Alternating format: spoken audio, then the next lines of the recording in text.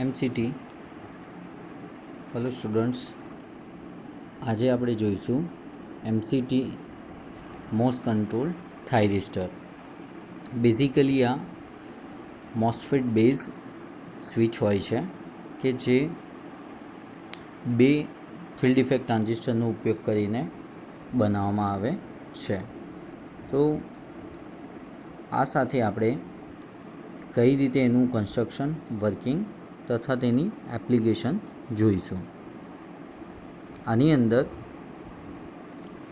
સૌથી પહેલાં કહી દઉં કે આ એક હાઈ પાવર, હાઈ ફ્રીક્વન્સી, લો કન્ડક્શન લોસ ડિવાઇસ છે. એનું કન્સ્ટ્રક્શન જોઈએ.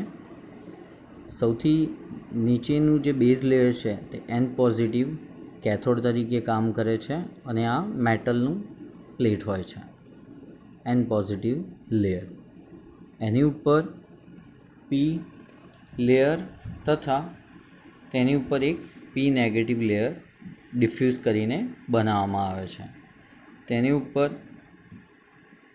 N ટાઈપ સેમિકન્ડક્ટરનું એક લેયર ડિફ્યુઝ કરવામાં આવે છે. 1 by 1 આની ઉપર N ઉપર ફરીથી P ટાઈપ સેમિકન્ડક્ટરનું એક લેયર હોય છે અને એક P પોઝિટિવનું લેયર આ સબસ્ટ્રેટ ઉપર મૂકવામાં આવે છે.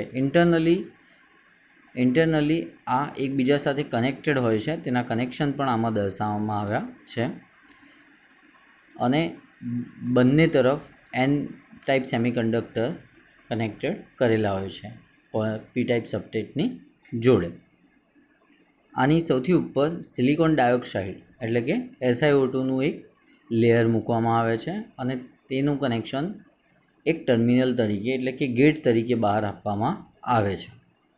અને મેઇન જે P ટાઈપ સબસ્ટ્રેટ છે એને એનોડ તરીકે દર્શાવવામાં આવે છે. એટલે ટોટલ 3 કનેક્શન થઈ ગયા તમારા, એનોડ, કેથોડ અને ગેટ. આ પ્રકારે આની રચના કરી છે. આ તરફ તમે જમણી સાઈડ જોશો તે એક રચના બનાવે છે NPN. એ ઓન FET તરીકે દર્શાવે છે, જ્યારે ડાબી સાઈડ જે FET છે તે ઓફ FET તરીકે કાર્ય કરશે, જે N ચેનલ FET છે. આની અંદર MCTની અંદર મોસ્ટ કંટ્રોલ થાઇરિસ્ટરની અંદર એક વસ્તુ એ ખાસ ધ્યાન રાખવાની કે એક FETની મદદથી તે સ્ટાર્ટ થાય છે અને બીજા FETની મદદથી તે ક્લોઝ થાય છે. પણ વર્કિંગ જોઈએ એનું સ્ટેપ બાય સ્ટેપ, એટલે તમને ખ્યાલ આવશે. બે અહીંયા ફિલ્ડ ઇફેક્ટ ટ્રાન્ઝિસ્ટર દર્શાવ્યા છે કે જેમાંનું પહેલું છે of FET N channel type અને સેકન્ડ વન છે on FET P channel type. આ બંને ચેનલ્સ પરસ્પર એકબીજા સાથે સ્ટે કનેક્ટેડ જ હોય છે, પણ અહીંયા દર્શાવવાનું માત્ર રીઝન એ છે કે તમને એની ઓન અને ઓફની પ્રોસેસ ખ્યાલ આવે. અને ગેટ સાથે જોડાયેલું પણ છે. સાથે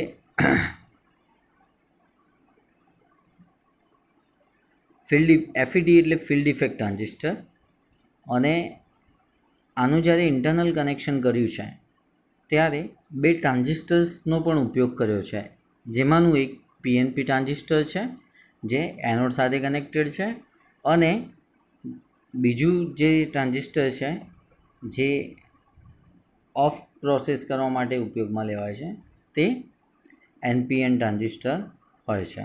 તમે જોઈ શકશો આના કનેક્શન આની અંદર દર્શાવેલા છે. NPN ટ્રાન્ઝિસ્ટર અને જેનું એમીટર એ કલેક્ટર તરીકે વર્તે છે. મેં પાવર ઇલેક્ટ્રોનિક્સની પહેલાં બેઝિક ઇલેક્ટ્રોનિક્સમાં બધા સિમ્બોલ જોયા હશે. એટલે એનોડ, કેથોડ અને ગેટ, જે આપણે પ્રીવિયસ આકૃતિ જોઈ એનું ડિસ્પ્લે અહીંયા બ્રોડલી કરેલું છે. ખ્યાલ આવે? હવે આપણે આનું વર્કિંગ જોઈશું કે જેથી તમને ખબર પડશે કે MCT કેવી રીતે વર્ક કરે છે. મેં પહેલાં જ કીધું, આ હાઈ પાવર અને લો કન્ડક્શન લોસ સાથેનું હાઈ ફ્રીક્વન્સી ડિવાઇસ છે કે જે પાવર સેમિકન્ડક્ટર ડિવાઇસીસ તરીકે ઉપયોગમાં લેવાય છે. સ્ટાર્ટિંગમાં આ નેગેટિવ વોલ્ટેજીસની સાથે સ્ટાર્ટ થાય છે, એટલે કે -7 વોલ્ટ જો આપણે આપીએ ગેટ થ્રુ -7 વોલ્ટ આપણે આપીએ તો ઓફ એફઈટીની સાથે આનું conduction of FET as it is મોડમાં રહેશે. ગેટ થ્રુ જે કનેક્શન કર્યું છે, ગેટ થ્રુ જે કનેક્શન ઓન એફઈટી તરફ જાય છે એ એફઈટી વર્કિંગમાં આવશે. એટલે તમે એવું કહી શકો કે એમસીટી એ નેગેટિવ વોલ્ટેજ કંડક્ટિંગ ડિવાઇસ છે. ખ્યાલ આવ્યો? ગેટ એટલે one kind of gate pulse મળતા તે ઓન એફઈટીને એનર્જાઇઝ કરે છે અને ઓન એફઈટી થ્રુ તેનું વર્કિંગ એનપીએન ટ્રાન્ઝિસ્ટર થ્રુ કેથોડથી બહાર તમને આઉટપુટ જોવા મળે છે. અહીંયા એનિમેશનમાં પણ દર્શાવ્યું છે કે ઓન એફઈટી જ્યારે ઓન થાય છે ત્યારે આઉટપુટમાં તમને જે પણ સપ્લાય મળે એ સપ્લાય આગળ જતાં આ ટ્રાન્ઝિસ્ટર થ્રુ એટલે કે એનપીએન ટ્રાન્ઝિસ્ટર થ્રુ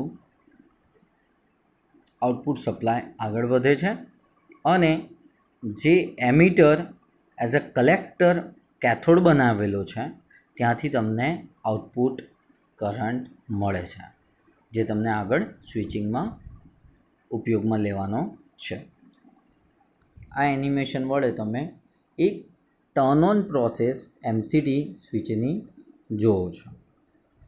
હવે એનપીએન ટ્રાન્ઝિસ્ટરનો જે આઉટપુટ છે, એનપીએન ટ્રાન્ઝિસ્ટરમાંથી બે ડાયરેક્શનમાં કરંટ ફ્લો થાય છે, પણ જેમ કે વાત થઈ ઓફ એફઈટીનું અત્યારે કોઈ પણ સ્ટેજ હોતું નથી, તેથી કરંટને હાઈ ઇનપુટ રેઝિસ્ટન્સ મળતા એ તરફ તે બ્લોક થાય છે અને આ તરફ એ પીએનપીના બેઝ તરફ વળે છે, જેનાથી આ આખી સાયકલ કમ્પ્લીટ થાય છે અને આઉટપુટમાં મેક્સિમમ કરંટ જાય છે અને તમારું એમસીટી વર્કિંગ કન્ડિશનમાં રહે છે.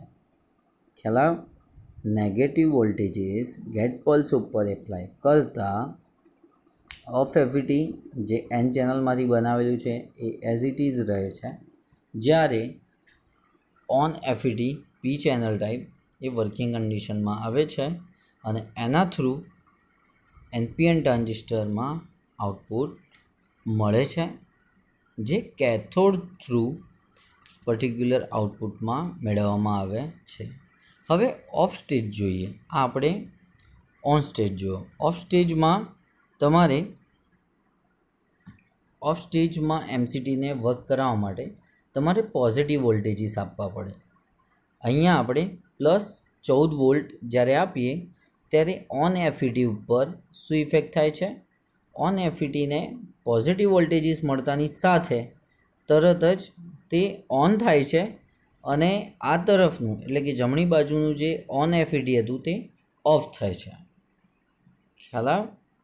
જે પહેલાં ઓન હતું તે હવે ઓફ થઈ જશે અને જે પહેલાં ઓફ હતું તે હવે ઓન થઈ જશે. ઓન એફઈટી થ્રુ આઉટપુટ અહીંયા એનિમેશનમાં તમે જોશો, ઓન એફઈટી જ્યારે ગેટ પલ્સીસના પોઝિટિવ વોલ્ટેજીસ જ્યારે એક્વાયર કરે છે તો એની સાથે જ પીએનપી ટ્રાન્ઝિસ્ટર થ્રુ એટલે કે તમે અહીંયા જો આ ગેટ ડ્રેન અને સોર્સની મારફતે પીએનપી ટ્રાન્ઝિસ્ટર થ્રુ આઉટપુટ મળે છે અને એ આઉટપુટના કારણે જે પણ ઇનપુટ કરંટ હતો કે જે તમને શરૂઆતની એફઈટીમાંથી મળતું હતું એ એફઈટીને તે કરંટ એની ડિરેક્શનમાં આવતા બ્લોક કરે છે. ફરીથી એક વખત જોઈ લઈએ. એમસીટી એઝ અહીંયા ગેટ, એનોડ અને કેથોડને એક સિમ્બોલિક રિપ્રેઝન્ટેશનમાં દર્શાવ્યા છે અને એનું સિમ્બોલ છે. એમસીટીના ફાયદા કયા કયા છે? લો ફોરવર્ડ કન્ડક્શન ડ્રોપ, એટલે કે જો વર્કિંગ કન્ડિશન હોય તો ફોરવર્ડ કન્ડક્શન લોસીસ ઓછા થાય છે. ફાસ્ટ ટર્ન ઓન અને ટર્ન ઓફ ટાઈમિંગ છે, લો સ્વિચિંગ લોસ છે, સ્વિચિંગ દરમિયાન સૌથી ઓછા લોસીસ થાય છે, હાઈ ગેટ ઇનપુટ ઇમ્પિડન્સીસ એટલે કે ગેટ તરફથી હાઈ ગેટ ઇનપુટ ઇમ્પિડન્સ મળે છે. ડિસએડવાન્ટેજ શું છે તો low reverse voltage blocking capacity, reverse voltage જ્યારે મળે ત્યારે બ્લોકિંગ કેપેસિટી ઓછી છે. યુઝ શું છે એમસીટીનો તો સેમિકન્ડક્ટર ડિવાઇસ તરીકે અથવા તો એક્ઝિસ્ટિંગ ડિવાઇસીસ જેમાં કે SCR bipolar junction transistor, gate turn on transistor તરીકે પણ તેનો ઉપયોગ થાય છે. That's it. આશા રાખું છું કે તમને એમસીટીના કન્સ્ટ્રક્શન, વર્કિંગ અને એપ્લિકેશનમાં ખ્યાલ આવ્યો હશે. Thank you.